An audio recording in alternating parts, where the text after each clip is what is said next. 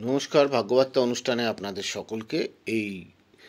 আজকে আপনাদের মহালক্ষ্মীর যে মন্ত্র দেয়া হবে, এই ক্রিয়াটা আপনারা যদি 14ই সেপ্টেম্বর, 13ই সেপ্টেম্বর, 12ই সেপ্টেম্বর যদি করতে পারেন, এই 3 দিনের মধ্যে যে কোনো একদিন করবেন।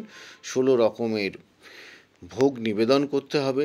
16 প্রকারের, সেটা শুকনোও করতে পারেন বা বানানোও করতে পারেন। মহালক্ষ্মীর সামনে নিবেদন করতে হবে এবং এই মন্ত্র জপ করতে হবে।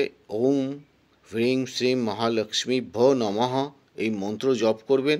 জপ করার পর নিয়ম হচ্ছে 16টা ব্রাহ্মণকে খাওয়ানো, 16টা ব্রাহ্মণীকে খাওয়ানো। যদি না পারেন, মন্দিরে গিয়ে কিছু অর্থ আপনারা মায়ের ভোগের জন্য দিয়ে আসবেন।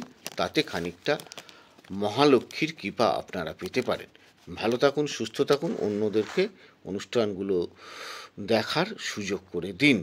এটা 14ই সেপ্টেম্বর পর্যন্ত রয়েছে মহালক্ষ্মীর একটা বিশেষ দিন। এছাড়াও যে কোনো বৃহস্পতিবার থেকে করা যেতে পারে, কোনো অসুবিধে নেই। তবে এই দিনটাকে বিশেষ করে কাজে লাগানোর চেষ্টা করবেন। ভালো থাকুন।